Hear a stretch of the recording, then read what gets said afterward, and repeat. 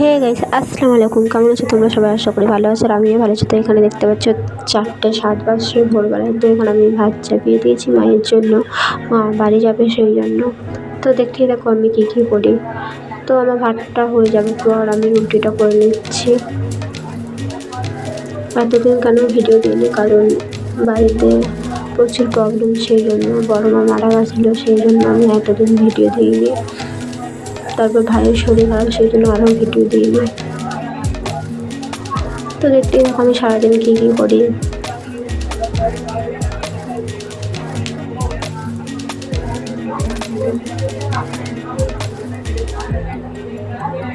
বাড়িতে একটু কাজ আছে, সেই জন্য মা আরও বাড়ি যাচ্ছে, মা একা যাচ্ছে, আমি বাবা আর বোন বাড়িতেই থাকলাম।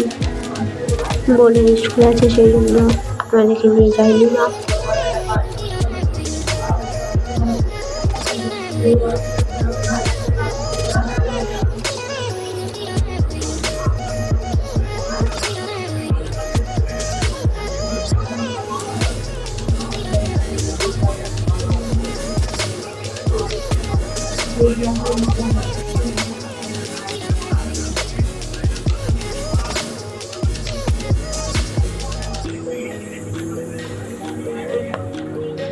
তো দেখতে পাচ্ছি এখানে মা উঠে গেছে, মা মুখটা ধুয়ে নিল, কারণ প্রচুর লেট হয়ে গেছিলো।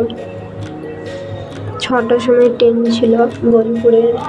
তো আমরা ওখানে পৌঁছেছি স্টেশনে 6:01। ছোটো ছোটো আমাদের ট্রেন ধরতে হয়েছে, দেখতেই পাবে তোমরা সব। তো জানি না, আমি রুটি করলে রুটি আমরা কোনোদিনও ভুল যাই না।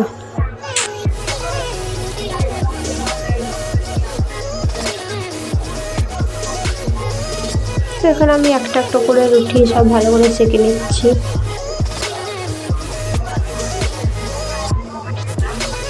তো আমার রুটি করা হয়ে গেছিলো। তারপরে এখানে আমি মাংসটা গরম করে নিয়েছিলাম, আগের দিন করে রেখেছিলাম, কারণ এত সকালে মাংস করা সম্ভব নয়, সেই জন্য।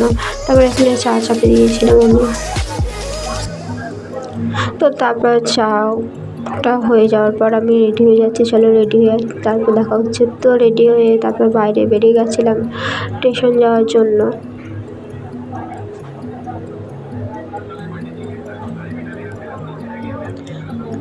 রাস্তা একদম ফাঁকা, কেউ নেই, অত ভোরে কেউ উঠবেও না।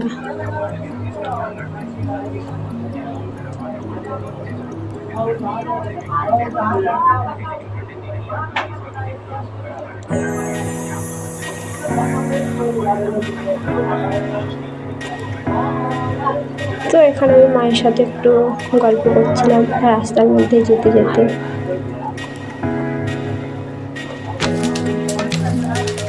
তো তারপর স্টেশন পৌঁছে গেছি। তো এখানে একটা ট্রেন দাঁড়িয়েছিল, কিন্তু এই ট্রেনটা আমাদের জন্য না, সেই জন্য আমাদের এখন স্টেশনের ওই বারে যেতে হবে, মানে 2 নম্বর প্ল্যাটফর্মে। তো তারপর আমরা লিফটে চেপে 2 নম্বর প্ল্যাটফর্মে চলে যাচ্ছি।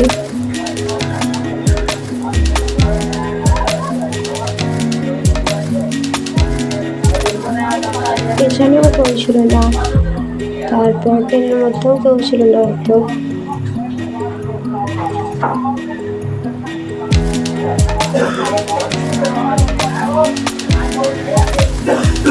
তো এই ট্রেনটা দেখতে পাচ্ছি যাচ্ছে, এটাও মানে ধরতে পারলাম না আর কি।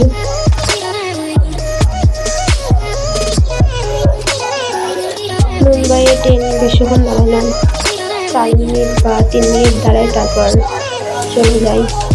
অল্প দাঁড়ায়, মানে আমাদের ওই দিককার মতন নয়।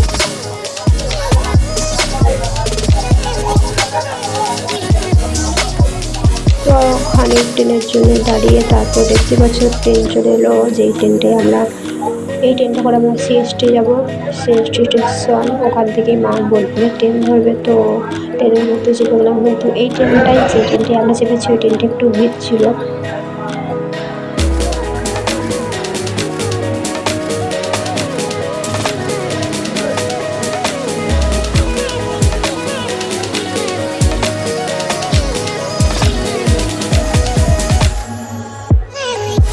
তো তারপর আমরা সিএসটি স্টেশনে চলে আসি। তারপর ট্রেন থেকে আমরা নেমে গেলাম।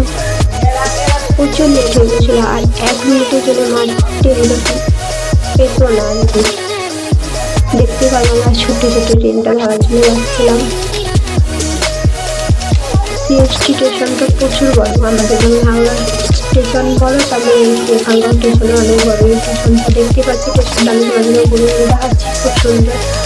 এখানে আমি সিএসটি স্টেশন এসেছি, কিন্তু এই জায়গাটায় আসিনি স্টেশনটার ভিতরে। বাইরে থেকে আমি বেরিয়ে ওই স্টেশন গেছি যেখানে আমরা যে বোলপুরের ট্রেন ধরে ওখানে। তো দেখতে পাচ্ছি এখানে আমরা ছুটে ছুটে ট্রেন ধরার জন্য যাচ্ছি।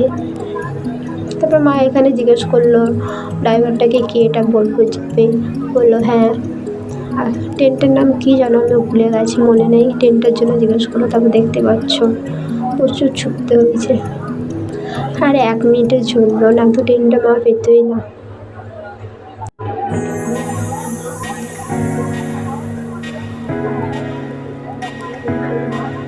তো তারপরে এখানে মায়ের যেটা বগি নাম্বার ওখানে চলে গেল। তারপর মা ট্রেনে চেপে গেল।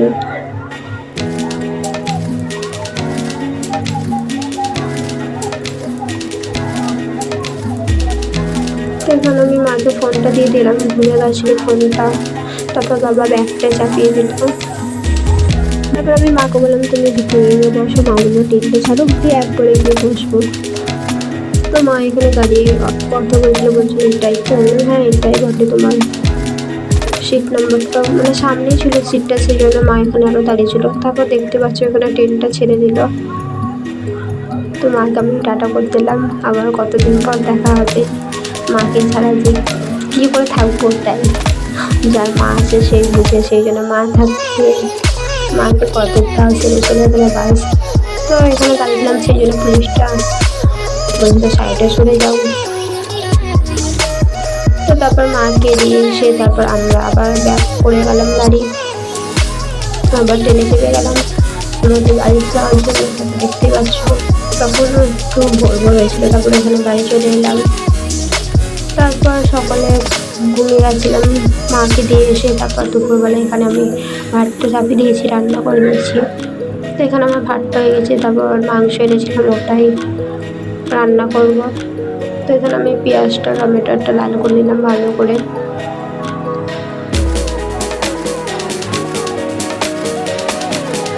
হ্যাঁ জানি গলাটা আমার একটু চেঞ্জ লাগছে, কারণ প্রচুর ঠান্ডা লেগেছে সেই জন্য। এখানে আমি মাংসটা দিয়ে মাংসটা ফার্স্টে একটু ভালো করে কষিয়ে নেবো পেঁয়াজটা আর টমেটোর সঙ্গে। তারপর আমি সব মশলা দিয়ে ভালো করে আবার কষিয়ে নেবো, একটু দেখতে ভালো লাগলো।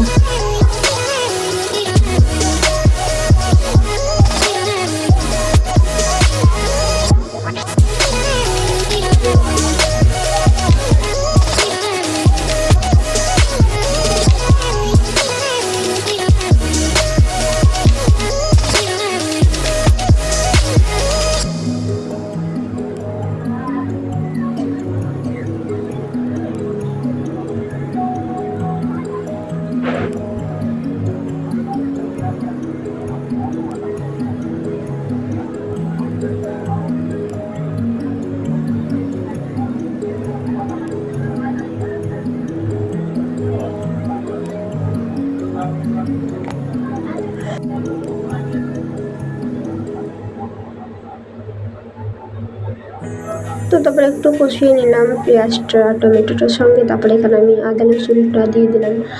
প্যাকেটের আদা রসুন আনি, কারণ আমাদের বাড়িতে ফ্রিজ নেই, খালি মুম্বাই, সেই জন্য প্যাকেটের এনে রান্না করি। তারপর এক এক সব মশলা দিয়ে দিলাম, গুঁড়ো মশলা আর কি, লঙ্কা গুঁড়ো, হলুদ গুঁড়ো, ধনে গুঁড়ো, জিরে গুঁড়ো, নুন। তারপর আর একটা কি একটা মশলা মা এনেছে, ওটাও দিয়ে দিলাম। মশলাটা আমি জানি না। এখানে চিকেন কারি মশলা, তারপর লাস্টে আমি গরম মশলাটাও অ্যাড করবো। এই মশলাটা দিলাম লাল কালারে, এটাই যেটা মা এনেছে ওই মশলাটা, কি মশলার নাম আমি সত্যি জানি না। তারপর এক হাতে ক্যামেরা ধরে আর এক হাতে ভিডিও করছিলাম। তারপর বোনকে বললাম তুই একটু ক্যামেরাটা ধরে দে, তো বোন ধরে দিল ক্যামেরাটা। তারপরে এখানে আমি চিকেনটা ভালো করে কষে নিচ্ছিলাম। এক হাতে ভিডিও করা, এক হাতে রান্না করা, কি যে কষ্ট।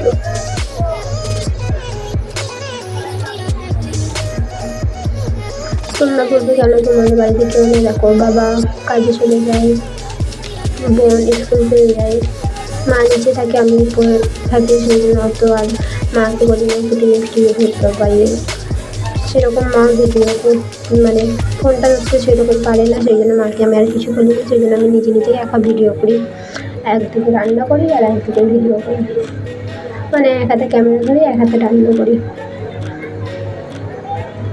তো এখন আমার চিকেনটা কষা ভালো করে হয়ে গেছিলো, তারপর আমি আলুটাও দিয়ে দিলাম, তারপর আলুটা মাংসটা ভালো করে আমি কষিয়ে নেবো। একটা চিকেন একটা মাংস পিস হয়ে যাচ্ছে, গুলিয়ে যাচ্ছে সব।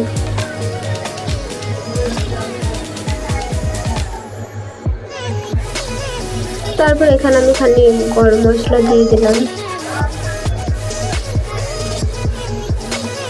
তোমরা বলবে তোমার মা কোথায় থাকিয়ে, তোমার মা কেন রান্না করে না, তুমি কি বাড়ির সব কাজ করো? হ্যাঁ, আমি বাড়ির সব কাজ করি, আমি সব রান্না পারি। রান্না করা থেকে শিখেছি জানো, আমার পিসির কাছ থেকে, আমার পিসি সব রান্না শিখিয়ে দিয়েছে আমাকে। তারপর ফোন দেখে দেখেও অনেকটা শিখিয়েছি। তো এখানে আমি চিকেনটা আলুটা একটু ভালো করে কষে নিলাম, তারপর জল ঢেলে দিলাম আলুটা সেদ্ধ হওয়ার জন্য, চিকেনটা সেদ্ধ হওয়ার জন্য। বলছি না আমি সব ভুলে যাচ্ছি, একবার চিকেন একবার মাংস বলছি।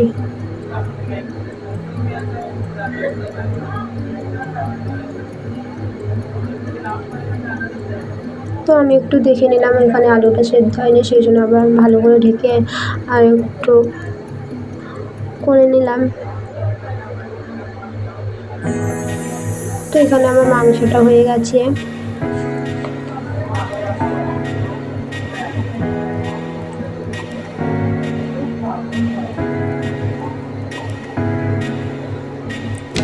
তো তারপর বোন স্কুল থেকে এসে তারপর বোন আমি খেয়ে নিলাম খাবার।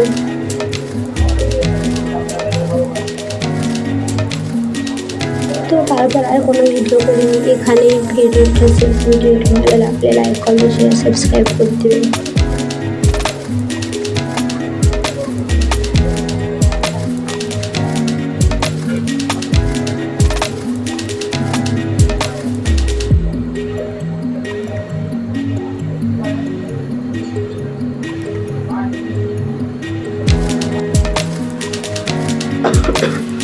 প্রচুর ঠান্ডা লেগেছে আমার উল্টো আমি যদি আমার জ্বর বা মাথায় ব্যথা ঠান্ডা লাগে, আমি যদি ওষুধ খাই তাহলে আমার আরও বেড়ে যায়। যখন আমার প্রচুর মাথা ব্যথা করে, যদি ওষুধ খাই তাহলে আরও মাথা ব্যথাটা বেড়ে যায়, 3 দিন 4 দিন, তখন উঠতে পারি না, প্রচুর মাথা ব্যথা করে। মাথা ব্যথা সঙ্গে সঙ্গে জ্বরও পর্যন্ত যায়, সেই জন্য আমি ওষুধ খাই না। আমার আর উল্টো হয়ে যায়, ঠিক হবে কি উল্টো হয়ে যায় আমার, কি জানি। আগে তো প্রচুর মাথায় ব্যথা করতে, প্রচুর উঠতে পারতাম না 3 দিন 4 দিন, তারপর চশমাটা নেওয়ার পর তাও এখন ঠিক কিছু করে, মানে অতটা নয়, আগে অনেক করতো, এখন অল্প অল্প করে।